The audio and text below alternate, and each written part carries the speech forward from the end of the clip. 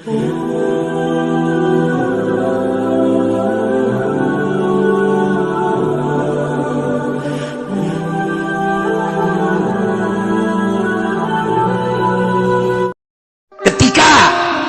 urang dibere nikmat bakal kumaha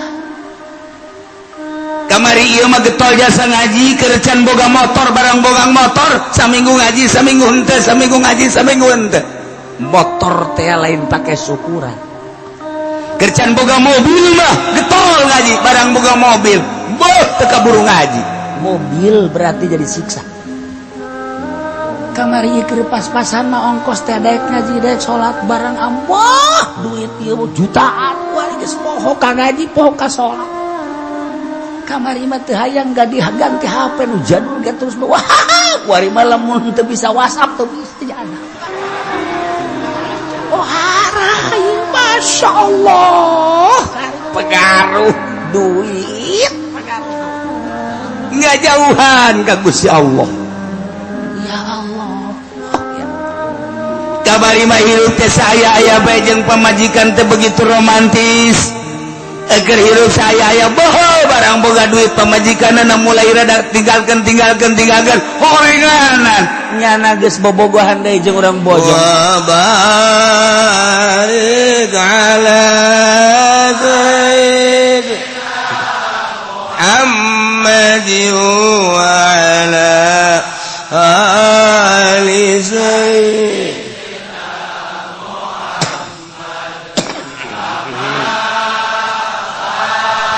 أعوذ بالله من الشيطان الرجيم بسم الله الرحمن الرحيم وإذ قيل لهم اسكنوا هذه القرية وكلوا منها حيث شئتم وقولوا حطة وادخلوا الباب سجدا نغفر لكم خطاياكم سنزيد المحسنين Allahu a'lamu bimuradi wa dzkur lana ling sira Muhammad irkila waktu raden ucapakeun lahum kade Bani Israil opela padus kuno meneng sira kabeh hadhil qaryatayn iki kampung Baitul Muqaddas tegese Baitul Muqaddas kululan pada marangan sira kabeh minha saking hadhil qaryah haitsu situ min dalam panggonan kersa sira kabeh wa qulu yang ngucap sira kabeh hittatun amruna hittatun utai perkara ingsun sadaya iku nyupreden lungsurakeun dosa dan hampura dosa wadukhulul babalan pada maranjing marana kabeh ing lawang babal qaryati tegese lawang kampung sujada hale pirang-pirang kang condong sujuda in tegese sujud condong nafir maka bakal ngahampura isun agung binu ni kalawan nganggo nun wa tailan tatawfi mabniyan lil maf'ul li halekang den mabniakeun kade maf'ul lamun ta tufar lakum kade sirakat khotoyakum ing pirang-pirang kaluluputan sira kabeh ing pirang dosa sira kabeh sanazidul musinin besok bakal muhi ingsun agung ingong kang gawe beci kabeh betaati sawaban kalawan taat sawaban ane ganjar وبدل الذين ظلموا منهم قولا غير الذي قيل لهم فأرسلنا عليهم رجزا من السماء بما كانوا يظلمون الله أعلم بمراد فبدل الذين مكنا gentiakeun sapa wong akeh zalamu pangkar kang padang zalim ya lazina kabeh minum saking bani Israil qaulan ing ucapan ghaira ladzi qila kang orangna den ucapakeun ya lahum kadua allazina faqalu maka ngucap ya allazina ngucapin apa habatun fi syaratin habatun iku wijil in dalam sya'ar rambut pada kalulan manji alladzina yazapun alaikan ngesod gabe ala astahim iya tasir pirang-pirang birite alladzina farsalna alaihim rijza maka ngutus isun agung alaihim ingat tasir alladzina ing siksa azaban tegesa siksa minas samai saking langit bima kanu yazlimun kalawan barang kang ana iya alladzina iku zalim ya alladzina kabeh iku ngazalim ya alladzina kabeh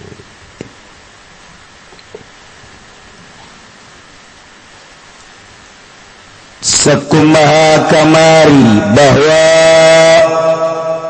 Kanjeng Nabi Musa alaihi salam kita dakwah ke negeri Palestina kaum titah diringkit ketika datang di jurang tih di gurun tih nu kaayaan rendah di dia cicing ternyata perbekalan teh geus eueuh timbul dahaga timbul lapar panas anu pohar unjukkanlah ke Kanjeng Nabi Musa alaihissalam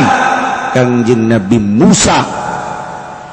dititah ngaatraksikeun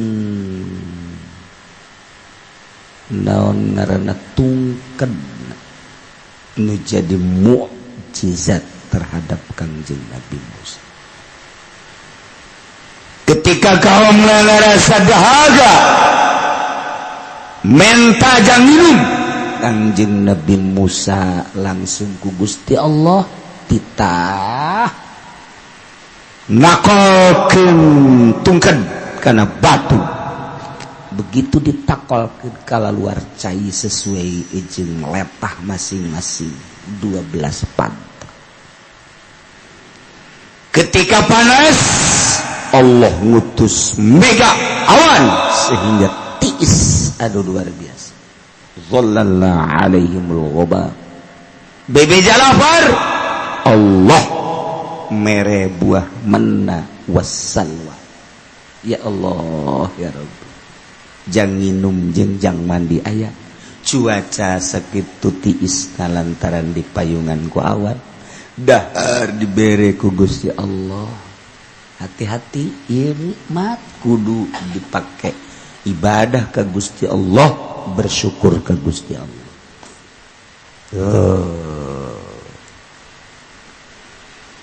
Kanjeng Nabi Musa ku Gusti Allah kita berangkat beserta kaum ka mana Ariha ayeuna Jericho tinggal sababaraha kilometer deukeut titih Jordania berangkat terus ngaler perbatasan antara Jordan jeung Israel ngelengkah ka ditu terus bakal datang ka Ariha Baitul Maqdis nampak Masya Allah cek Gusti Allah Musa berangkatlah maneh beserta kaum ka Ariha ka Jericho cuman make syarat nomor kahiji kudu maca istighfar ulah eureun-eureun ngarasa diri loba dosa minta hampura ka Gusti Allah tina seluruh dosa-dosa baik nu gede maupun leutik penta ka Gusti Allah hampura hiji nomor kedua maneh asup ka negeri Jericho dengan tunduk abeh katingali kos jelema nu bener-bener berdosa yakni kadili kos jelema anu DPDP tawadu sanggeus datang ka ditu dipersilahkan untuk menikmati keayaan negeri eta didinya anjeun Musa bakal ningali kasuburan daerah eta naon bae didinya jadi jeung naon bae didinya bakal buahan ulah kaget Musa didinya lamun aya cau berbagai cau tina cau nu leutik cau emas cau kepok datang ka cau gede bakal aya didinya samangka ti mimiti samangka nu boleh dolonjong nu gede aya didinya waluh bakal aya waluh leutik waluh gede aya didinya paria ti mimiti paria buleud datang ka paria panjang datang ka nu sok di batuan panjang paria orai aya kabeh di dieu cabe keriting cabe panjang cabe beureum hejo kabeh aya bawang ti mimiti bawang kitu Tegal nyawan ka Tegal Brebes didinya jeung endog-endogna aya woi datang ke bawang gitu Indian bulede aya kabeh wortel cara di Cipanas Bandung Parahyangan araya kabeh kadinya wah segala rupa aya ulah kaget Musa begitu datang kadinya silahkan nikmati halal bejakeun ku Kangjeng Nabi Musa wahai kaum Allah geus meresen urang kita berangkat dalam rangka dakwah ke Yerusalem tepatna di daerah Baitul Maqdis nu urang kita disinggahi adalah Ariha Jericho didinya tempat anu subur segala rupaya cai singkolocor palawija anu sakitu luar biasa lobana kulantaran cai singkolocor bakal loba cai di harandap anu ngendak anu lempang eta nu ngaran lauk ambaraya pasti asal aya cai aya lauk ada air ada ikan ada gula ada semut ada wanita ada laki-laki aya nu bener ada nu teu bener wah ngarembet aya siap cuman syarat hiji asupna kudu tunduk nomor kedua kudu ulah eureun-eureun maca istighfar ka Gusti Allah Allah bakal ngahampura sakit siap atuh ai di itu subur mah horenganan lain kuari bae neuleuh hejo-hejo teh embe neuleuh hejo wani mapal jelema manggih nu hejo pohara jasa sakitu keur andiupna di masjid barang di panggung aya Golkar hejo pasti ditinggalkeun imam anu kudu dan imaman asar di panggung eta garana neuleuh hejo lemok eta nu hejo eta kos karena itu pohara nah siap masyarakat teh berangkat begitu titah istighfar itu pohonnya teh salantaran diberi nikmat anu pohara awan terus niungan cai singkolocor ditih geus sakitu poharana dahareun loba teu pernah kalaparan teu pernah kapanasan teu pernah kadahagaan malah Kangjeng Nabi Musa nyaritakeun di ditu mah leuwih subur nu pohara nu kadeuleu teh hanya kalazatan nu babalik nangan ka awak doang an aya istighfar mah qalbu poho ka Gusti Allah Masya Allah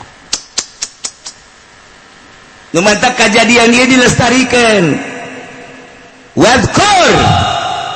ingat anjeun Muhammad qila lahum ketika diomongkeun ka Bani Israil Anjing Nabi Musa sebagai pemimpinnya bejakeun Musa uskunu hadhil qaryah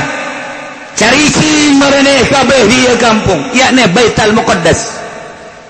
datang ka dinya lantaran subur wa kulu minha silakan dalahar halal naon bae nu aya haitsu syitum di mana bae maneh kersa maneh hayang maneh henteu mangga bae wa qulu cobaan ngomong aranjeun kabeh hittatun ay amruna hittatun mas'alatuna hittatun yakni anta hitta anna khotoyana kami mah eueuh deui ngan sakadar menta dihampura kesalahan kami hittatun sok baca istighfar astagfirullahaladzim sambil berangkat masuk negeri eta tawadu ka Gusti Allah sambil istighfar maka engke ku kaula cek Gusti Allah naghfir lakum khotoyakum bakal dihampura kasalahan-kasalahan aranjeun kabeh ulah-ulah anu leutik nu beude dihampura ku kaula asal seperti eta lamun geus dihampura maneh aya dina ihsan bagus ihsan makin loba makin istimewa makin loba makin bagus makin loba makin bagus kayak ku kaula ditambah-tambah sanazidul muhsinin bakal ditambahan ku kaula kabagusan sok laksanakeun berangkatlah Kanjeng Nabi Musa beserta kaum ieu supaya diingat ku Kanjeng Nabi urang maksudna urang sebagai pengikutna sebagai umat Kanjeng Nabi urang Kanjeng Nabi Muhammad ketika urang dibere nikmat bakal kumaha kamari ieu mah getol jasa ngaji kerecan boga motor barang bogang motor saminggu ngaji saminggu henteu saminggu ngaji saminggu henteu motor teh lain pake syukuran kerecan boga mobil mah getol ngaji barang boga mobil boh teu kaburu ngaji mobil berarti jadi siksa kamari ieu keur pas-pasan mah ongkos teh daek ngaji daek salat barang amboh duit ieu jutaan kuari geus poho ka ngaji poho ka salat kamari mah teu hayang ganti HP nu jadul ge terus wah kuari mah lamun teu bisa WhatsApp teu bisa jana pohara masya Allah pengaruh duit pengaruh nggak jauhan ka Gusti Allah ya Allah ya kabari mah hirup teh saya aya bae jeung pamajikan teh begitu romantis agar hirup saya aya boho barang boga duit pamajikanna mulai rada tinggalkeun horenganan nyana geus bobogohan deui jeung urang bojong ieu kan mau bencana ya Allah tuh kan leman takwal qur'ani anjal Muhammad ingat anjal Muhammad izki lalahum baktuna diucapkan ka Bani Israil uskunu hadhil qaryah sok asup cara ricing maraneh di kampung ari hayane Baitul Muqaddas kaayaan kampung nu sakitu suburna bubuahan tatanen jeung sajabana wa kulumin haitsu syitum sok geradalahar ku adanjeun kabeh di mana bae anjeun hayang wa qulupatun jeung ucapan anjeun ulah eureun-eureun hittatun yakni minta dihampura tina sakabeh dosa wa dukhulul bab asup maneh kana lawang kampung begitu memasuki sujada dongkok naghfir lakum kaula bakal ngahampura cek Gusti Allah lakum ka aranjeun kabeh khotoyakum kana dosa-dosa aranjeun kabeh doronu leutik bedek kabeh dihampura ku kaula lamun bade geus dihampura berarti geus bagus kabagusan moal diantep sakitu sanazidul muslimin bakal ditambah-tambah kahadeanan masya Allah فبدل الذين ظلموا منهم قولا kumaha kajadianana ternyata manusia makos kitu sakitu dipimpin ku nabi فبدل الذين ظلموا ngagantikeun jelema-jelema nu zalim golongan-golongan Bani Israel kaulan karena ucapan ghairal ladzi qila lahum teu dititah kamaranehana dititahna mangucapkeun teh hitatun teh sareng mentah hampura minta dibikin dosa hitatun titah ngomong eta begitu asup ka negeri hariha bari kayaan dongko bari ngomong hitatun bahasa hitatun teh hartina eueuh deui kahayang kami urusan kami pamenta kami mah iwati menta hampura dipikeun dosa tina sakabeh dosa titah maca hitatun diganti ku nyana habbatun deuk nanaonan coba diganti ku habbatun sisikian aya oyong asikian aya waluh asikian endahan diganti kos kitu tah nyana mah tah barang sisikian kabeh ge aya buah asikian aya awewe asikian maka dia orang pada Israel mah bloon jadi cak awewe geus lalaki ge asikian kami onam hiji sia mah dua henteu teman teu kadinya sepajar bebeneran deh sia mah abatul bisyarati masyaallah karim diganti ku jada dititah baca hitatun ku Gusti Allah diganti habbatun eta beda saeutik hitatun habbatun urusana hitatun mah menta hampura ai habbatun mah dunia sisikian makan dunia ngaran jadi tetep bae titah urusanana istighfar tetep nyana mah dunia bae titah ka Allah atuh heula ieu salat tetep bae dunia sakilang daek ge salat hatena dunia kumaha supaya teh itu eureun dunia dikira urang ninggalkeun dunia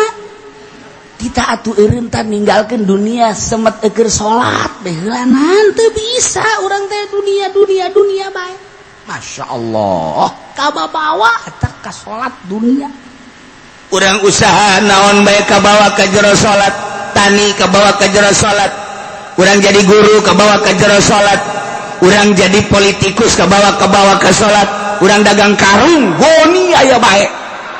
ayeuna sagala rupa aya bae Masya Allah eueuh ditinggalkeunana ieu teh kumaha coba ieu eueuh nu ditinggalkeun ke salat ke komo di luar salat tah ieu urang geus hampir nyarupaan ka Yahudi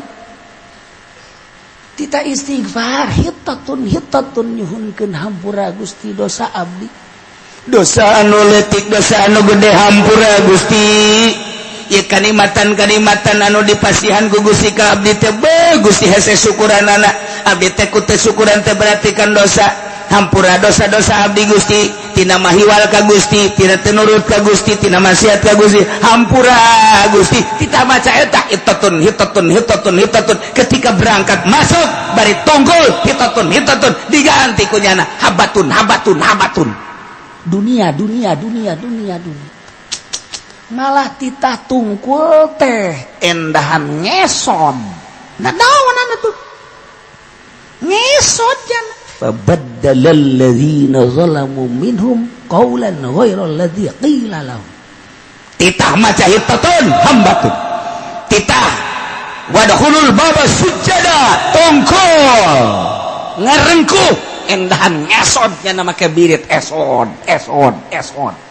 make birit naona cak Kanjeng Nabi Musa dulur ulah habatun hitatun nomor kedua na tungkul kita ongkos anu ruku lah kos turuku gitu dong kok ulah ngesot ulah tetep kabi mandek habatun bari ngesot habatun Kanjeng Nabi Musa gides-gides bae wara rese amat sih kau barang datang ka ditu teh atuh asup dage geus teu bentah hampura asup dage geus teu DP nu di dieu teh kemewahan dunia keayaan kesuburan ningkat pikiran teh lamun kamari mangan sakitu ditih ieu mah luar biasa geus dibejaan ku Kangjeng Nabi Musa segala rupa aya palawija timimiti buah-buahan araraya kemudian kitu sayur mayur araraya jeung sajabada araraya anu dibayangkeun ku nyana kasuburan nu babalikna jang ka awak doang urang geus sigade awas ketika urang dibere dahareun inuman eta ngan babalikna ka awak doang haju gendut ngising ka empang nu untung mah jumbo tahu jumbo kan untung tuh coba ayo iya pagawean roh na mana kolbu na mana mentek diatur di ahli torikoh mah di torikoh mah ulah terlalu ngurusan awak coba ngurusan ruh bae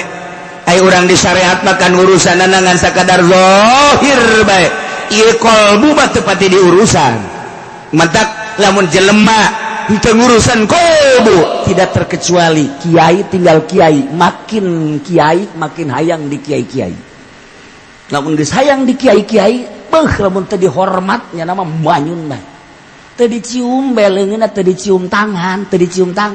nya nama geus dicirian teh si eta tilok cium tangan ka aing awas ku aing sia dicirian ku nya nama teh kiai goreng hate eta nu kos kitu. Emang ge kabehan ge osok si goreng hate mah. Ayo mencet embe ku lagi osok goreng hate. Diiris-iris digoreng. Hate embe eta mah. Lamun urang teu ngurusan kolbu, ketika urang jadi lurah takabur, ketika urang jadi DPR takabur, ketika urang jadi bupati takabur, ketika urang jadi gubernur super takabur, ketika urang jadi menteri super takabur. Ketika orang jadi presiden XXXL jadi takabura XXL pohara eta naon teu urusan kolbu ulah kajeun tah mah geus parantina nu sugih dagang nu sugih usaha nu tani pejabat takabur parantina kiai makan lain paranti takabur tapi kulantaran teu urusan batin sarua bae hai ka aing sia teu nanya pan aing kiai teu nanya sia ngaji ka mana ngaji ka tukang lauk bae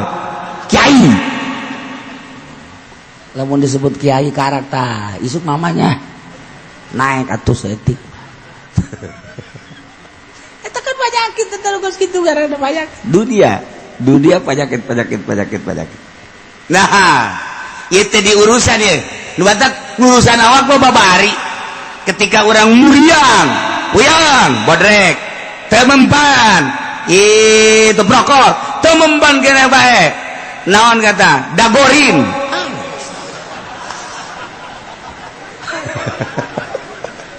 leng-lengannya nangis bisa kan orang nah geus beres masih kene-kene kan ka mantri can mampu kan urang ke dokter can mampu kene we opnam urang di opnam dokter ieu kurang hebat rumah sakit pindah urang ka Cipto Cipto kurang hebat Singapura Singapura masih kene urang kene bae Jerman ya Allah eta urang urusan awak mah berani kos gitu ketika penyakitan awak kurang teh hasud kunaon teu pernah dibawa ke dokter hasud teu pernah dibawa ke dokter coba sekali-sekali urang datang ke usada insani siapa nama saya Pendi iya keluarnya apa saya hasud Pak hasud iya Pak penyakit batin saya Pak katanya kata kiai uci suruh ke dokter jadi saya ke dokter sini. Wah ini mah harus dibawa ke Grogol nih. Ya lagi itu jemput ke pengurus dirinya. Sus, rantai bawa sini. Ada nama Pendi nih.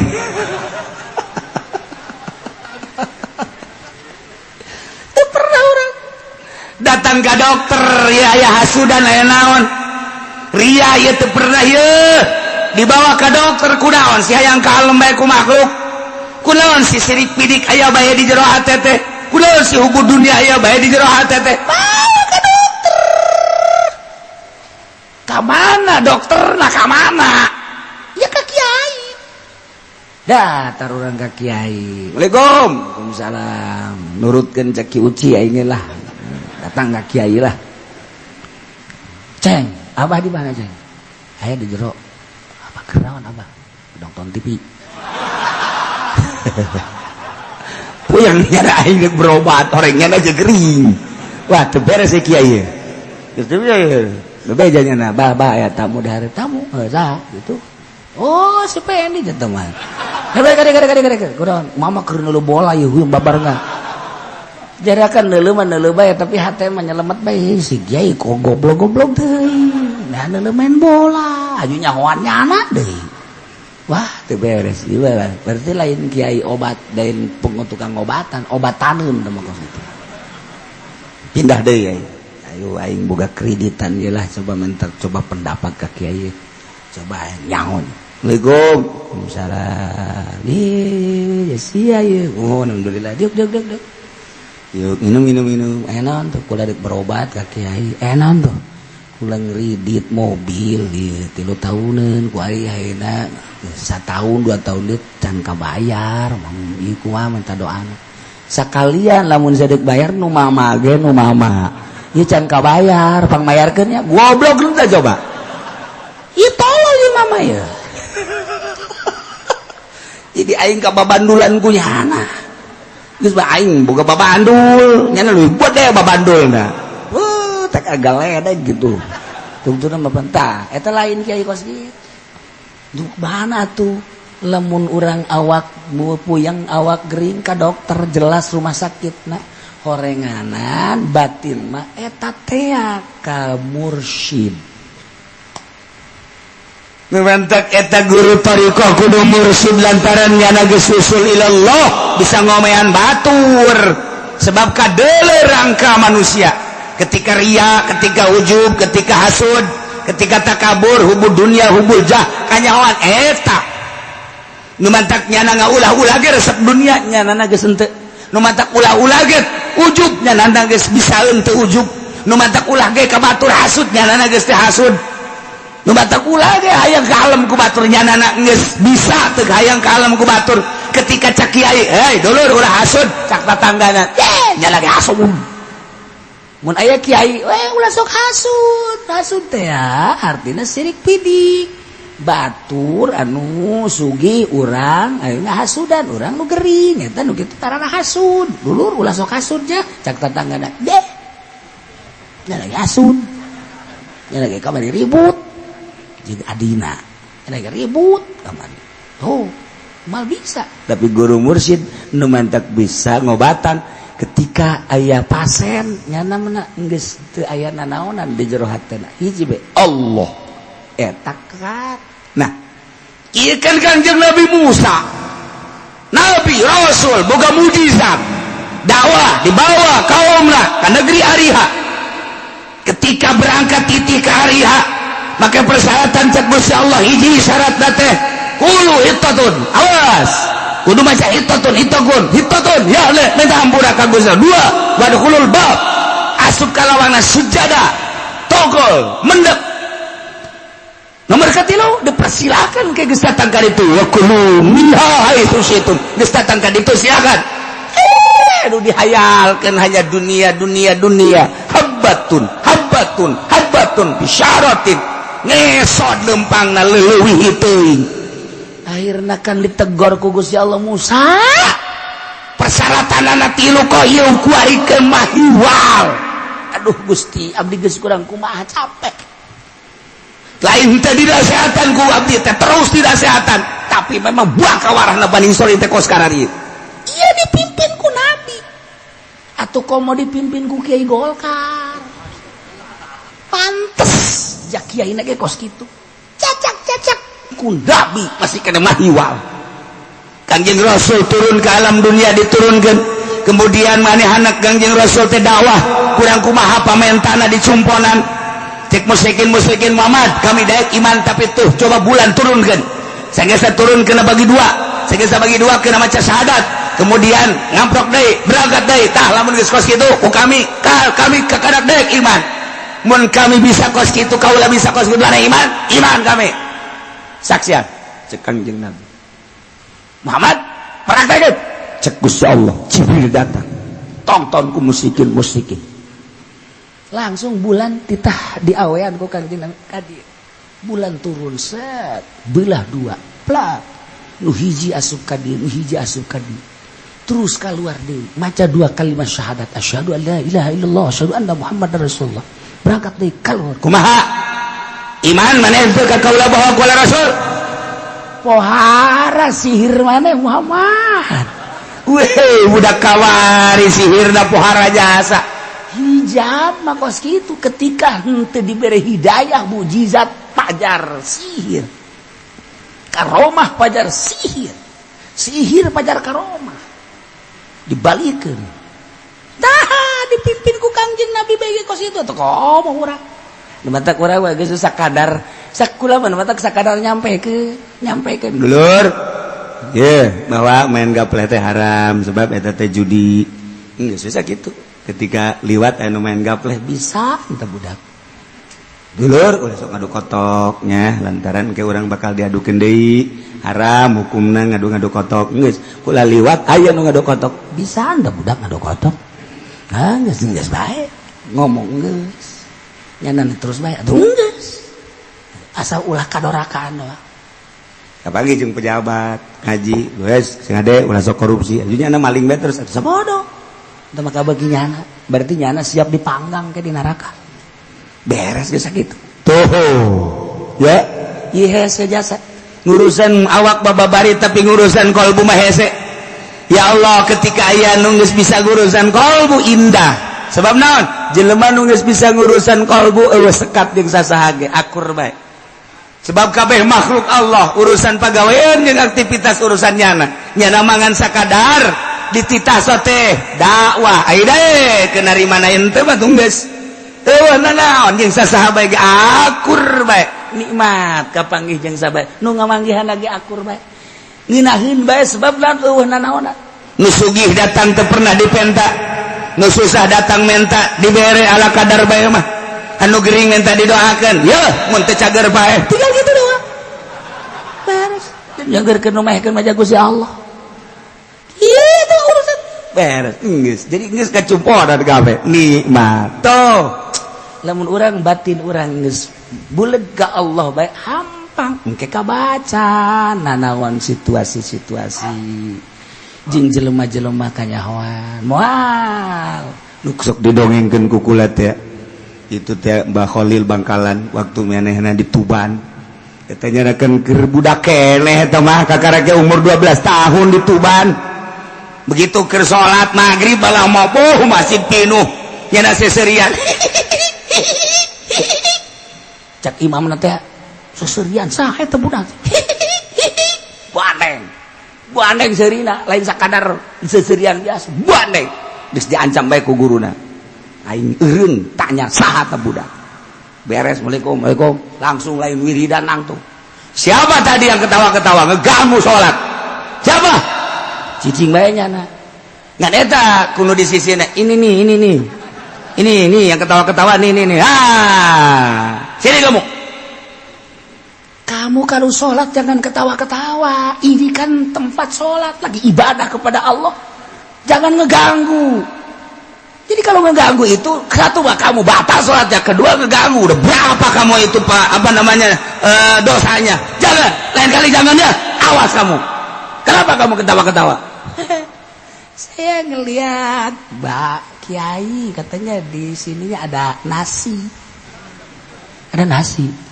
iya ada nasi baku lagi digitu-gituin tuh katanya terus mau makan saya kenapa makanya saya ketawa tuh masa Kiai sih di hatinya ada nasinya emang Kiai keur endek ngimamanana lapar haju Kiai teh boga pikiran aing mah moal wakadar sebab tas magrib dek ngariung tolong teh Kiai pada eta sarua jeung saya eta kitu kan pikiranana eta Kiai langsung Masya Allah katebahakeun ku nyana hate aing ya Allah ya Rabbi isi tah langsung ditekel eta Ki Khalil Bangkalan nanti ke rumah ikut langsung diajak kayaknya berarti lain jelema sambarangan ieu bisa jahuan kan mohon maaf kata. Oh jangan sama saya, sama Allah. Budak kene umur 12 tahun geus bisa kos kitu. Urang lamun aya Ki Holil kuari atupan di hate urang mah macam-macam kabehan. Macam-macam kabehan, macam-macam. Geus lain sangu wae di urang mah tuh. Katimus aya. Katimus cucur atuh aya. Urang mah isin ya naon sangu doang. Ayo urang mah ya Allah ya Rabbi. Gegetas aya. Udah, eta kanyahoan. Ku ahli Allah mah kanyahoan. Moal ya Ahmad anu embung ngamamun ka Imam Ghazali teh ya. Sehingga Imam Ghazali pan kaget be mah bebeja ka mana. Kunaon? Kula ku batur mah dikiaikeun. Ayo, ari kula mah pan adi kula anak emak itu teh mah mum ka kula panggil coba mak. Panggil. Aman. Batur enggak makmum ka kakak sia teh pan kiai gede. Batur enggak hormat sia teh enggak makmum kunaon? Henteu kunaon sih mak. Enggak makmum tuh moal mah. Emang kunaon itu? Getihan teh mah. Getihan. Oh. Najis panai getih mah masa kula ngamakmum kanu aya najisan. Panggil deui ka sore Imam Ghazali. Adi sia ku mah geus ditanya. Aja kunaon cenah mak? Cenah najis sebab hate sia aya getihan atuh embung yang ngamakmum kanu aya getihan hujan najis. Masya Allah. Ma ampura kula keur ijtihad head kula. Keur ngaijtihad hukum head ieu teh ieu berarti ieu kajahoan ku adik kula berarti luhuran adik nanti heula kakarak deui hampura di dinya lah mulai Imam Ghazali udah langsung ninggalkeun tempat 13 tahun ngalalana Imam Ghazali hayang husul ilallah santri masyarakat anak pamajikan tinggalkeun mulai ti negeri Tus cenah ka Baghdad terus ka dieu ka mana ka Mesir terus ka dieu ka Aqsa ka Yerusalem di Masjid Aqsa nyana di dinya terus bae di menara Masjid Aqsa cici bae di Kubah tahunan nyana teh ibadah ka Gusti Allah terus ka Syria ka ditu 13 tahun ninggalkeun tempat hayang usulillah Imam Ghazali lain sambarang geus 13 tahun geus usul geus bener-bener jeung Allah kakarak ku Allah titah balik deui nya ka negeri Tus di Iran kakarak deui nya ngajar beuh pohara jasa kamari kula jadi kiai lain kiai ketika kula lain encan jadi ahli Allah kiai kula lalagaan hayang dihormat bae hayang dibere bae hayang diagung-agung bae ternyata horeganan kiai kieu kos kitu kiai neraka jahanam Imam Ghazali sebab nyana nu ngarasakeun ketika jelema geus jadi wali Allah cek Imam Ghazali geus hayang nanaon embung dikiaikeun teh ieu mah panbol. Marilah kita dengarkan tausiah yang akan disampaikan oleh Kiai Haji Fudal DRS-nya DRS mandi ditegor mending DRS-nya anu nang meuli eta kan eta kos kitu teh naon eta jahanam eta kosna mah kos kiai padahal mah eta teh penghuni neraka jahanam ye cak Imam Ghazali saya sok nyalakeun aing ye cenah ki uci mah kos kitu teh lain aing sakali deui cak Imam Ghazali aju cenah henteu cenah aju kiai ku bantu kieu sia mesti aing mah aing henteu maksudna cenah kiai kitu dan teu aing kadang-kadang kitu Imam Ghazali ayo nyampaikan emang di lembur teh sok nyampaikan saralah bae ki uci mah ngaharamkeun anu ki uci mah neraka jahanam lain aing Imam Ghazali si anak nu salah teu kan cek Imam Ghazali ieu cenah tulah disampaikan endeuh bae aing mah nyampaikan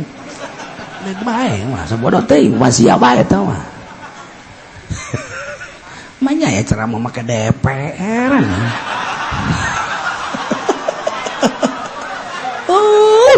kira-kira budak tama alabatan Abu Jahal lagi bapak nade Abu Jahal tama belah ditu Abu Jahal 2 kilometer lah ya Allah ya Rabb kumata kesalahan umat Kangjeng Nabi Musa kaum Bani Israel ketika kita hittatun endahan habatun ketika kita sujada endahan yazapuna ala astarihim kumaha فأرسلنا عليهم رجزا من السماء ubang kawarahna kaum Bani Israil tenurut ka Gusti Allah dipimpin ku Kangjeng Nabi Musa. Gusti Allah murka ka kaum kamurkaan Gusti Allah,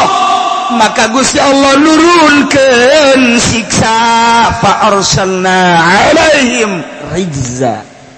siksa ku Gusti Allah turun di langit langsung berbentuk seni ditambahan ku angin.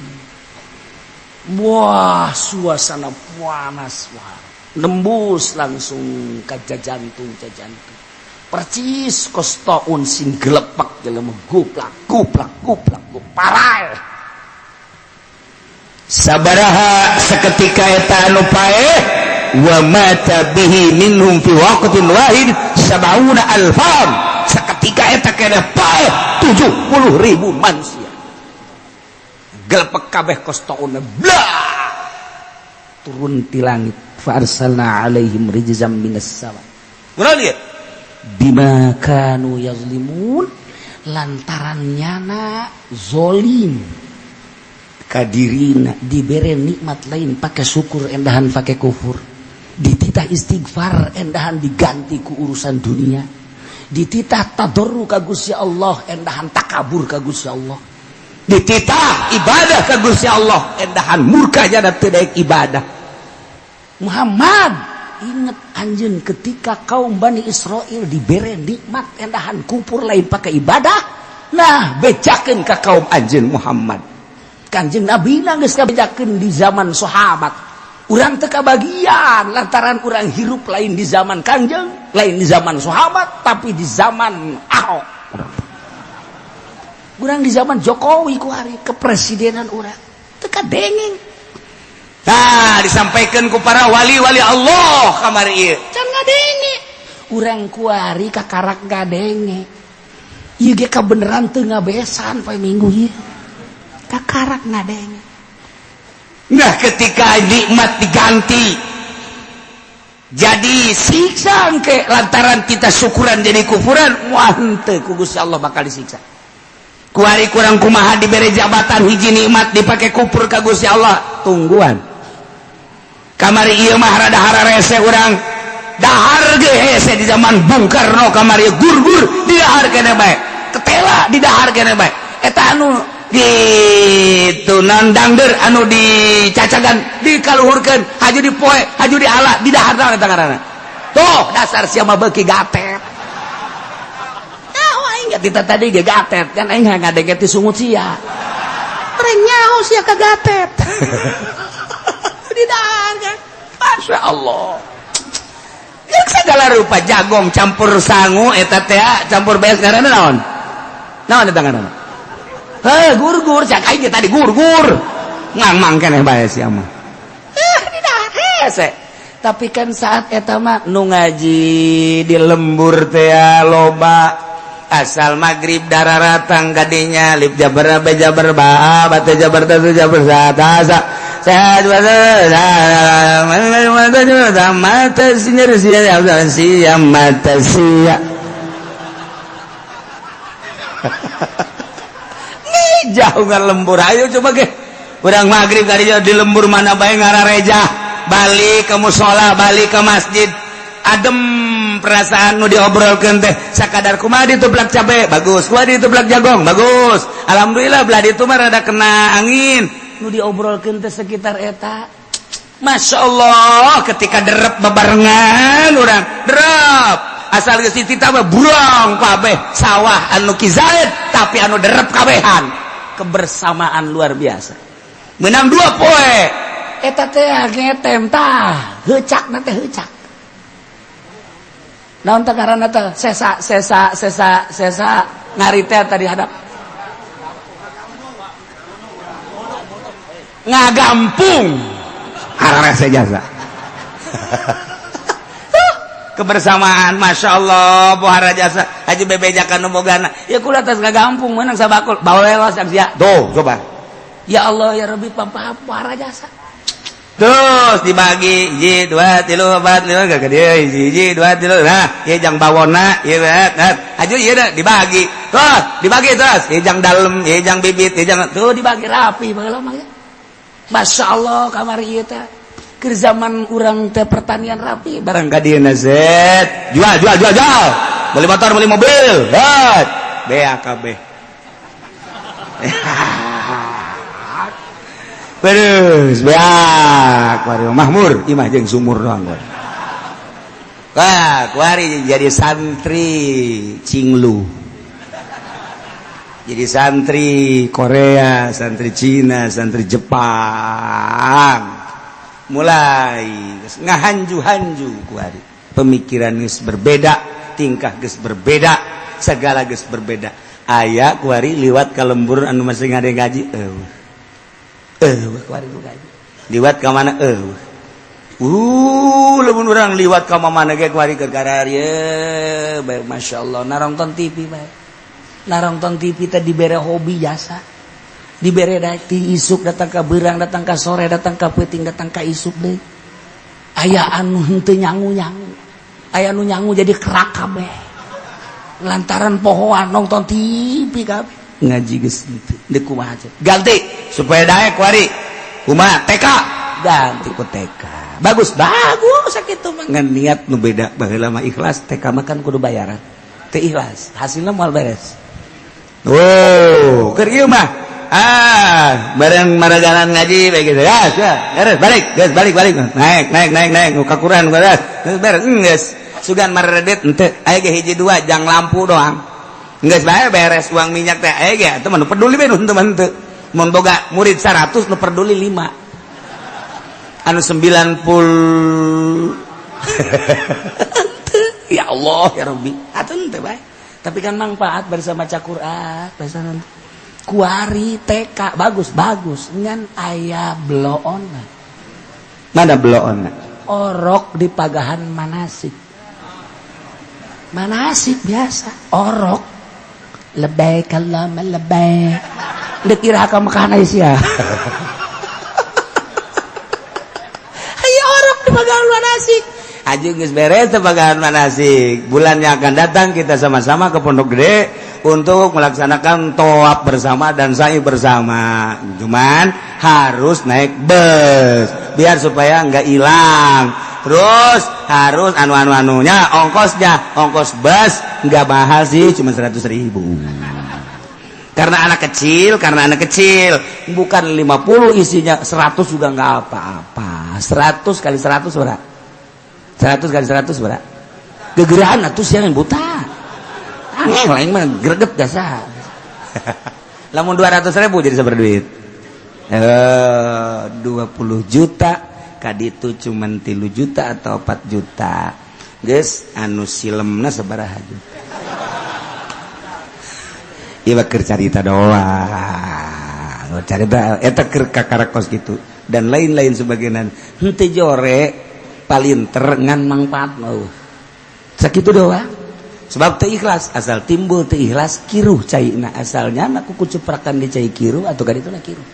mun kurang-kurang dilempeng-lempengkeun mah bahaya mantak masuk bae ka TK kadina lempengkeun deui ku urang ceng sia geus TK sing adanya kudu ikhlas nya urutan abah eta ikhlas teh lain tah tas nganasehatan anak aja urutan abah eta ge sarua abah mah cenah teh ikhlas ada udak di balik batu cak anak bisa anta anak ya iya mentak disiksa ke Gusti Allah fa arsalna alaihim rijzam minas sama'i bima kanu yazlibun araeh kumaha kalanjutanana setelah paeh was alhum wallahu a'lam bishawab. Allahumma shalli wa sallim ala sayyidina Muhammadin fil awwalin wal akhirin wa barik wa sallim wa radiyallahu ta'ala an sadatina ashabi sayyidina Rasulillah ajma'in Ya Allah ya Rabbal Alamin. Allahumma hdina siratal mustaqim. Allahumma hdina siratal mustaqim. Allahumma hdina siratal mustaqim. Siratal ladzina an'amta 'alaihim minan nabiyyin wasiddiqin wasyuhada'i wassalihin wa hasuna ulaika rafiqa. Dzalikal fadlu minallahi wa kafa billahi 'alima. Wa shalli wa sallim ala jami'il anbiya'i wal mursalin.